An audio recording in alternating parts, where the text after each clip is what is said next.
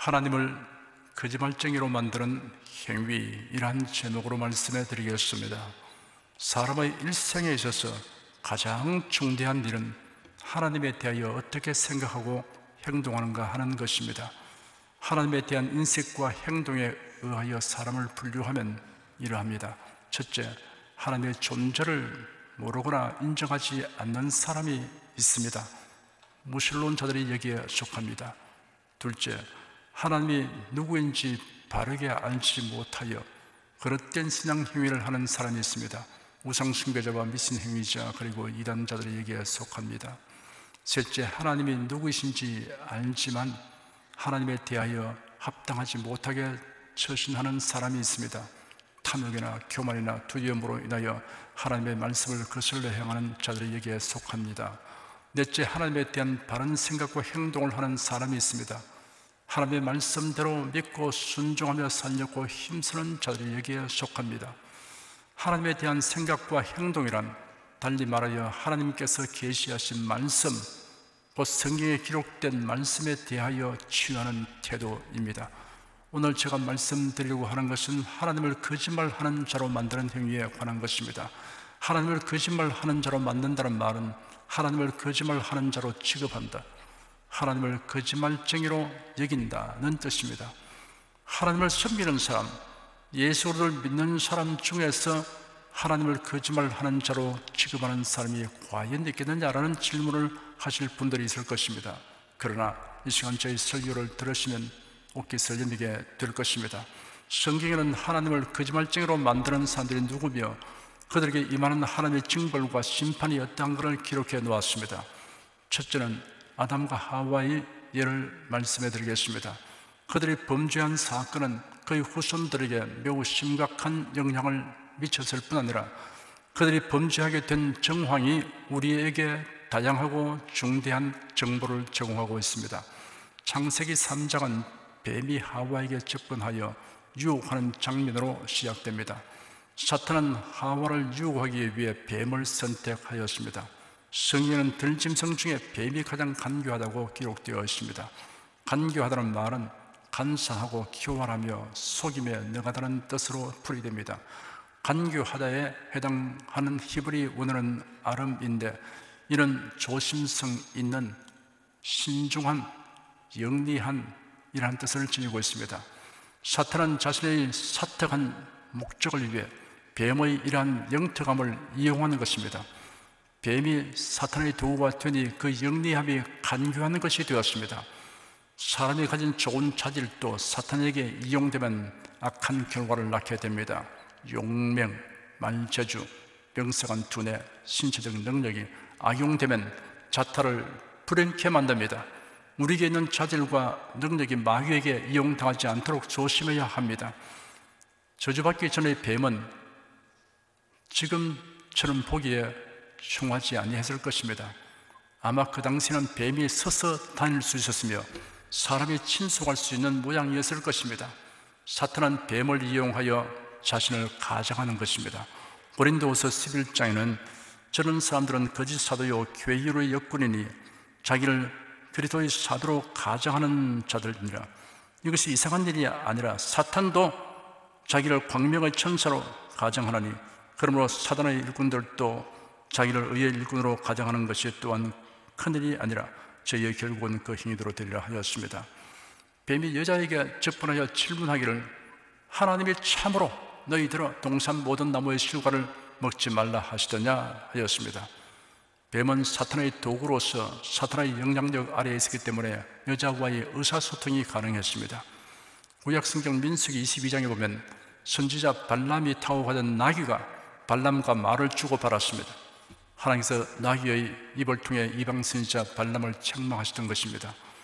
여자가 뱀에게 대답하기를 동산 나무의 실과를 우리가 먹을 수 있으나 동산 중앙에 있는 나무의 실과는 하나님의 말씀에 너희는 먹지도 말고 만지도 말라 너희가 죽을까 하노라 하시느니라 하였습니다. 그러자 뱀이 여자에게 단호하게 말했습니다. 너희가 결코 죽지 아니하리라. 너희가 그것을 먹는 날에는 너희 눈이 밝아 하나님과 같이 되어 선악을 알 줄을 하나님의 아심이니라. 그 말을 듣고 여자가 그 나무를 보니 먹음직도 하고 보암직도 하고 지혜롭게 할 만큼 탐스럽기도 한 나무였습니다. 여자가 그 실과를 따먹고 자기와 함께한 남편에게도 주니 그도 먹었습니다. 하나님은 아담에게 명령하시기를 동산 각종 나무의 실과는 내가 임의로 먹되 선악을 알게 하는 나무의 실과를 먹지 말라. 네가 먹는 날에는 정령 죽으리라 하였습니다. 그런데 하와는 뱀에게 말하기를 동산 나무의 실과를 우리가 먹을 수 있으나 동산 중앙에 있는 나무의 실과는 하나님의 말씀에 너희는 먹지도 말고 만지도 말라 너희가 죽을까 하노라 하시니라 하였습니다. 하와는 하나님을 거짓말하는 자로 만드는 죄를 범하였습니다. 하나님을 거짓말쟁이로 취급하는 죄를 범하는 것입니다. 하나님의 말씀을 혼잡하게 하고 왜곡시키는 것은 범죄입니다.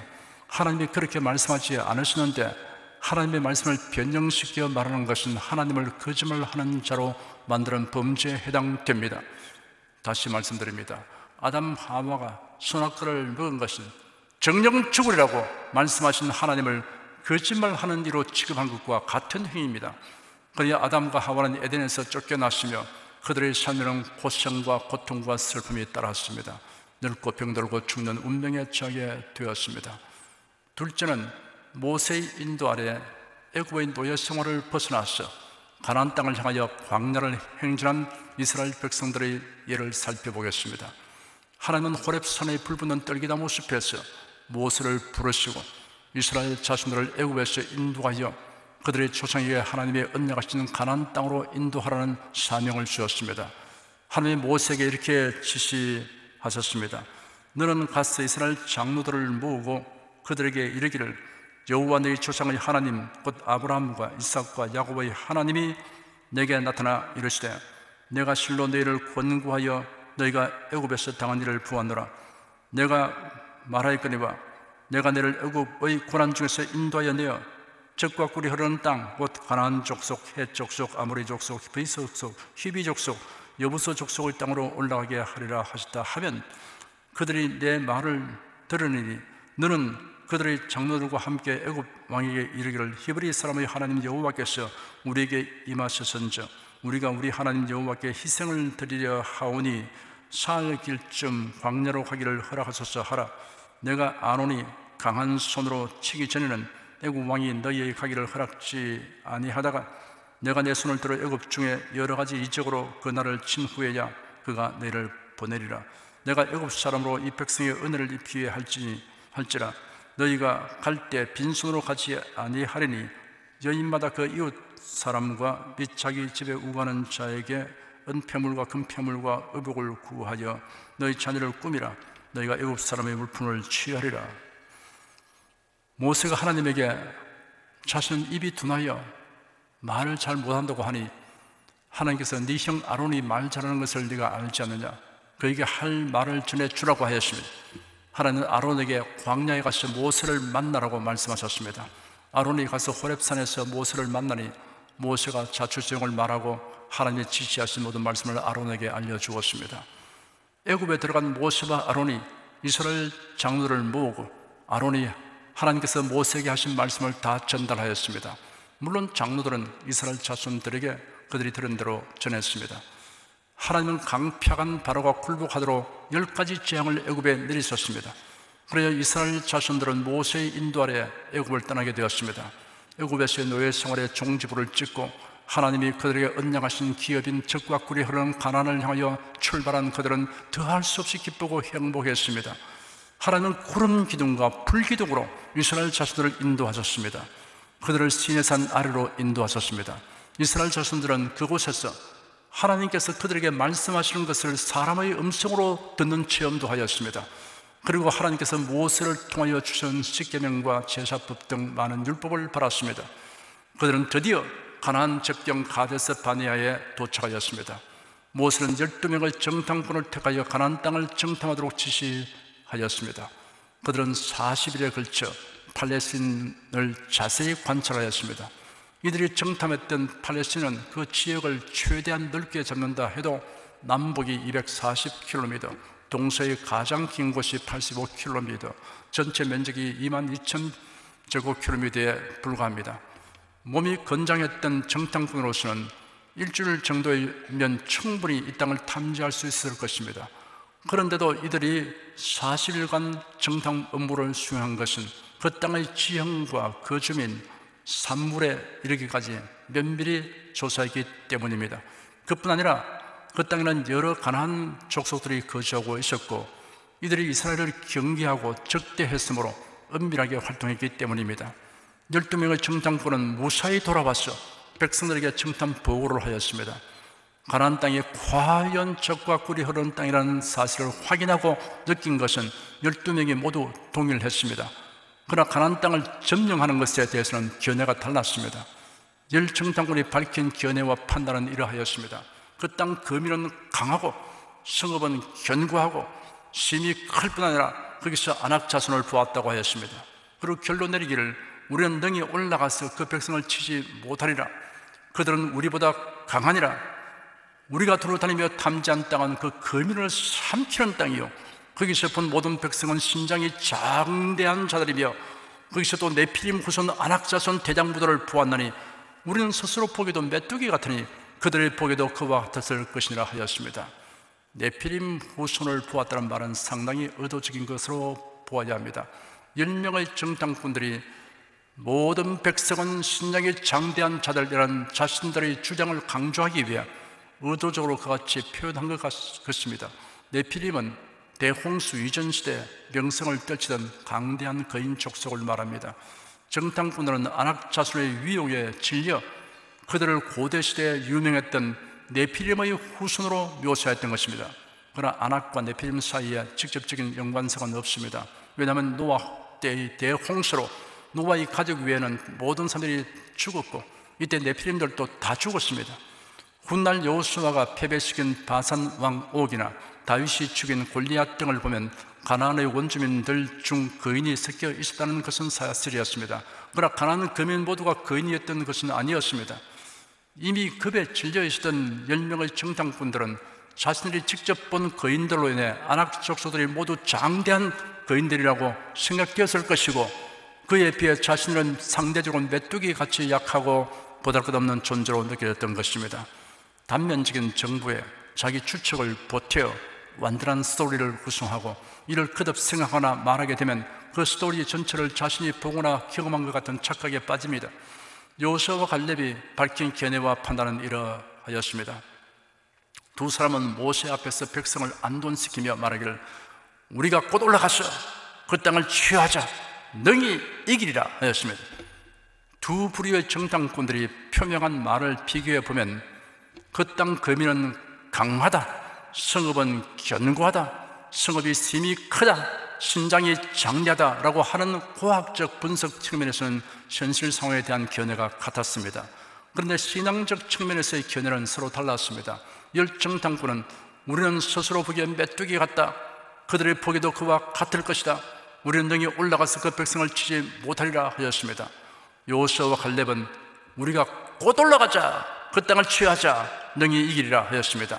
10정탐꾼은 하나님께서 가나안 정탐을 허락하신 뜻을 이해하지 못했습니다.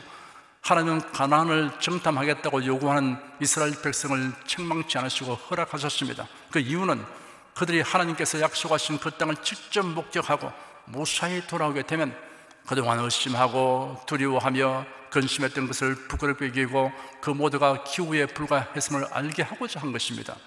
백성들은 10정탐꾼의 불신앙적 보고를 듣고 일제히 소리 높여 울기 시작했습니다.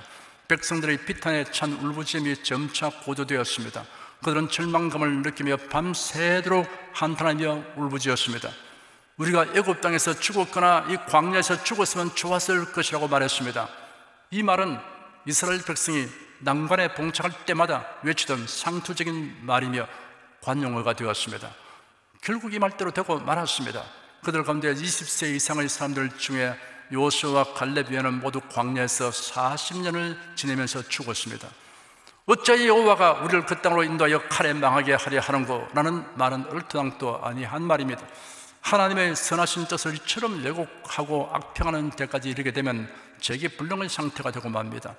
그들은 우리 처자가 사로잡힐 것이다 라고 예측하였습니다. 하나님을 불신하면 완전히 빗나간 예측만 하게 됩니다. 실제로는 사로잡힐 것으로 걱정한 자녀들은 모두 가나안 땅에 들어가게 되었습니다. 애굽에 돌아가는 것이 낫지 아니하랴라는 판단을 하였습니다.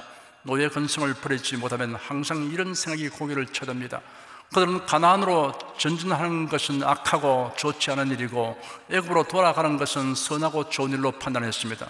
하나님을 불신하면 차선이 아닌 최악을 선택하게 됩니다. 백성들은 서로 말하기를 우리가 한 장관을 세우고 애굽으로 돌아가자 하였습니다. 한 장관이란 새로운 영도자를 의미합니다.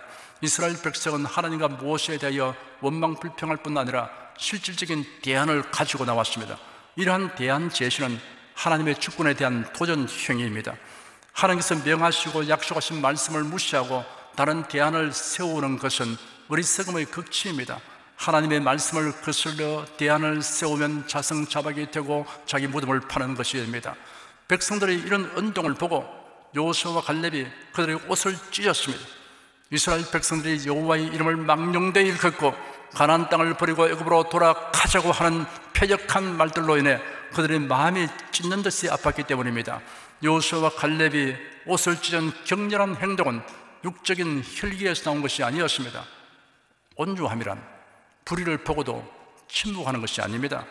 여호수아와 갈렙은 열정당군이 진리를 왜곡되게 하는 행위와 백성들이 하나님을 원망하고 거역하는 행위를 도저히 참고 지켜볼 수 없었습니다. 하나님의 말씀을 혼잡케 하고 변하게 하려는 자들에 대하여 분개하는 마음이 있어야 합니다. 여호수아와 갈렙은 백성들의 생각과 태도를 바로잡기 위해 믿음을 가지도록 하기 위해 외쳤습니다. 먼저 가나안에 대한 바른 정보를 받아들이도록 촉구했습니다. 우리가 두루다니며 탐지한 땅은 심히 아름다운 땅이라고 외침으로 우리가 두루다니며 탐지한 땅은 그 거민을 삼키는 땅이라고 말한 열정당군의 정보는 굴절되고 왜곡된 것임을 지적하였습니다. 그리고 가나안에 들어가는 데 있어서 현실적 문제를 해결하는 신앙적 방법을 제시했습니다. 하나님을 기쁘게 하는 것이 최상의 방책이라고 알렸습니다. 어떻게 하는 것이 여호와를 기쁘시게 하는 것인가를 말했습니다. 오직 여호와를 거역하지 말라 하였습니다. 하나님께 대한 순종에는 이유가 없습니다. 누가 구태여 이유를 묻는다면 하나님께서 말씀하셨기 때문이다 라고 대답할 것밖에 없습니다. 누가 묻기를 왜 주일이면 반드시 교회에 가고 주중에도 교회에 가느냐고 물으면 성경에 기록되어 있습니다 라고 대답해야 합니다. 왜 11조를 드리며 그렇게 헌신하느냐라는 질문에 대하여 성경에 기록되어 있습니다 라고 말하면 하나님께서 기뻐하십니다. 그 땅 백성을 두려워하지 말라고 하였습니다. 그 이유를 두 가지로 설명하였습니다. 그들은 우리 밥이다 하였고 이어서 그들의 보호자는 그들에게서 떠났다 하였습니다. 가나안 거민들에게는 그들의 보호자가 나무나 돌을 깎아 만든 우상이었습니다. 그 우상의 배후에는 사탄이 있습니다. 사탄은 어둠의 권세 잡은 자입니다. 빛이 들어오면 어둠이 물러가듯이 빛이신 하나님을 의지하고 나아가는 앞에는 사탄은 물러가기 마련인 것입니다. 여호와는 우리와 함께 하신다라고 말했습니다. 여호와는 우리와 함께 하신다라고 번역된 원어성에는 동사가 없습니다. 문장의 시제가 없는 것입니다. 이러한 표현은 하나님께서 그의 백성과 함께 항상 하심을 의미합니다. 항상 함께 하심을 의미합니다. 모세와 아론은 이스라엘 자손들이 애굽에 있을 때 그들에게 하나님의 언약을 일러 주었습니다. 내가 너희를 애굽의 고난 중에서 인도하여 내어 적과 꿀이 흐르는 땅, 곧 가나안 족속, 헷 족속, 아모리 족속, 브리스 족속, 히비 족속, 여부스 족속의 땅으로 올라가게 하리라. 내가 아론이 강한 손으로 치기 전에는 애굽 왕이 너희의 가기를 허락지 아니하다가 내가 내 손을 들어 애굽 중에 여러 가지 이적으로 그 날을 친 후에야 그가 너희를 보내리라. 내가 애굽 사람으로 이 백성에게 은혜를 입게 할지라. 너희가 갈 때 빈손으로 가지 아니하리니 여인마다 그 이웃 사람과 및 자기 집에 우거하는 자에게 은폐물과 금폐물과 의복을 구하여 너희 자녀를 꾸미라. 너희가 애굽 사람의 물품을 취하리라. 여호수아와 갈렙은 하나님의 언약하신 이 말씀에 근거하여 정탐 보고를 하였고 백성들을 격려하였습니다. 이들은 하나님은 거짓말을 하실 수 없으며 그의 언약은 반드시 이루어지는 것을 믿었기 때문입니다. 반면에 열정당군과 백성들은 현실 상황을 쫓아 판단하고 말했습니다. 그들은 하나님의 언약하신 말씀을 불신했습니다. 이런 태도는 하나님을 거짓말쟁이로 취급한 것이나 다름없습니다. 가나안으로 인도하시라는 말씀을 믿지 못한 이스라엘 백성들의 행위는 하나님을 거짓말하는 이로 여기는 것과 같은 행위입니다. 그리하고 저도 하나님께로부터 복을 받을 것을 기대하는 것은 연못구어입니다. 나무에 올라가 물고기를 구하는 것보다 더 미련한 것입니다. 셋째는 오늘날도 하나님을 거짓말쟁이로 만드는 사람의 예를 살펴보겠습니다. 오늘 본문에 기록되기를 만일 우리가 죄 없다 하면 스스로 속이고 또 진리가 우리 속에 있지 아니할 것이요 만일 우리가 우리 죄를 자백하면 저를 미쁘시고 의로우사 우리 죄를 사하시며 모든 불의에서 우리를 깨끗게 하실 것이요 만일 우리가 범죄하지 아니했다 하면 하나님을 거짓말하는 자로 만드는 것이니 또한 그의 말씀이 우리 속에 있지 아니하니라 하였습니다. 나는 죄 없이 태어났고 죄 짓지 않고 살아왔다고 주장하는 사람은 하나님을 거짓말하는 자로 만드는 죄를 더하게 됩니다. 이런 사람은 의인은 없나니 하나도 없으며 모든 사람이 죄를 범하였으므로 하나님의 영광에 이르지 못하더니 라는 진리의 말씀이 그의 마음에 없다는 것을 스스로 증명하고 있습니다. 자신의 행위로 의롭게 되거나 구원을 얻을 수 있다고 말하는 사람 역시 하나님을 거짓말하는 자로 만드는 죄를 범하게 됩니다. 이런 사람은 사람이 의롭게 되는 것은 율법의 행위에서 난 것이 아니요 오직 예수를 믿음으로 말미암은 줄 아는 거로 우리도 그래도 예수를 믿나니 이는 우리가 율법의 행위에서 아니고 그리스도를 믿음으로써 의롭다함을 얻으려 함이라. 율법의 행위로서는 의롭다함을 얻을 육체가 없느니라 라는 진리의 말씀이 그의 마음에 없다는 것을 스스로 증명하고 있습니다. 자신은 죄인이며 자신의 행위로는 결코 의롭게 될 수 없음을 알고 예수를 믿는 자는 하나님께로부터 의롭다함을 얻게 됩니다. 사도들은 예수를 전하지 말라고 위협하는 자들 앞에서 다른 이로서는 구원을 얻을 수 없나니 천하 인간의 구원을 얻을 만한 다른 이름을 우리에게 준 일이 없음이니라 라고 담대하게 선언하였습니다. 내가 곧 길이요 진리요 생명이니 나로 말미암지 않고는 아버지께로 올 자가 없느니라 라고 예수님은 단정적으로 말씀하셨습니다. 그럼에도 불구하고 예수로 외에도 구원이 있다고 말하는 자나 그런 사상을 용인 내지 교묘하게 퍼뜨리는 자들의 행사를 돕는 자는 하나님을 거짓말하는 자로 만드는 무서운 범죄를 저지르는 것입니다. 사도 바울은 고린도전서 4장 6절에서 기록한 말씀 밖에 넘어가지 말라고 하였습니다. 기록한 말씀이란 성경을 가리키는 용어이기도 합니다. 달리 말해서 기록한 말씀이란 성경에 기록한 하나님의 말씀을 의미합니다. 성경은 성령의 감동하심을 입은 사람들이 하나님께 받아서 기록한 말씀입니다. 그리스도인이란 기록한 말씀 안에서 사는 자입니다. 기록한 말씀은 우리가 넘어가서는 안 되는 한계를 나타냅니다. 그러므로 우리는 기록한 말씀 밖에 넘어가지 말라는 교훈을 쫓아 하나님이 정하신 한계를 기쁘게 수용해야 합니다. 하나님 말씀에 부합되지 않는 교리, 신학, 사상, 교훈은 기록한 말씀 밖을 넘어가는 것입니다. 성경과 달리 가르치는 자와 그 가르침을 믿는 자는 하나님을 거짓말하는 자로 만드는 행위자입니다. 여호수아가 백성들을 진두지휘하여 여리고 성을 점령할 때 있었던 일입니다. 하나님께서 경고하시기를 여리고 성을 점령할 때 그 성에 있는 물건은 하나님께 바친 것으로 간주되니 아무도 취하지 말라고 하였습니다. 만일 그것을 취하는 자가 있으면 화를 자초하게 될 것이라고 하였습니다. 그런데 아간이라는 자가 시날산 외투와 은과 금덩이를 가져가서 자기 장막 가운데 땅을 파고 묻었습니다. 결국 그 일이 탄로되어 그와 그의 가족이 죽음을 당했습니다. 그런 탐욕 때문에 하나님의 명하신 말씀을 마치 거짓말처럼 취급했던 것입니다. 이런 하나님을 거짓말쟁이로 여긴 그와 같은 것입니다. 사울 왕은 아말렉과의 전쟁에서 하나님이 사무엘을 통하여 주신 명령을 무시하고 자기 생각대로 행동하였습니다. 아말렉 사람과 그 중에 있는 모든 것을 진멸하라는 하나님의 말씀이 사무엘을 통해 그에게 전달되었습니다. 그러나 사울 왕은 아말렉의 아각 왕을 죽이지 않고 체포하였으며 살찌고 좋은 양들을 탈취했습니다. 하나님의 보내심을 바라 현장에 도착한 사무엘 신자가 하나님의 선고를 전했습니다. 왕이 여호와의 말씀을 버렸으므로 여호와께서 왕을 버려 왕이 되지 못하게 하시나이다. 사울은 왕이 된 후에 마치 자기가 잘나서 왕이 된 것 같은 착각에 빠져서 교만하게 되었던 것입니다.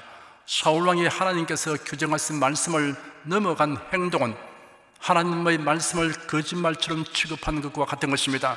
결국 그는 하나님을 거짓말하는 자로 만드는 행위를 한 셈입니다. 하나님을 거짓말쟁이로 취급하고서 그의 왕위가 보존될 수 없는 것입니다. 하나님의 말씀은 모두 진실합니다. 하나님의 예언은 남김없이 다 성취됩니다. 하나님의 말씀을 그대로 믿는 것은 하나님의 진실하심을 믿는 것과 같습니다. 무엇보다도 성도 여러분은 예수 그리스도로 말미암는 구원의 말씀에 대하여 조금이라도 달리 말하거나 가르치는 자들의 교훈은 철저하게 배격하시기 바랍니다. 이런 자들은 주 하나님을 거짓말쟁이로 취급하는 자들이라고 판단해야 합니다. 여러분은 하나님의 말씀대로 믿고 순종하기를 기뻐하며 전심전력하시기를 축원합니다.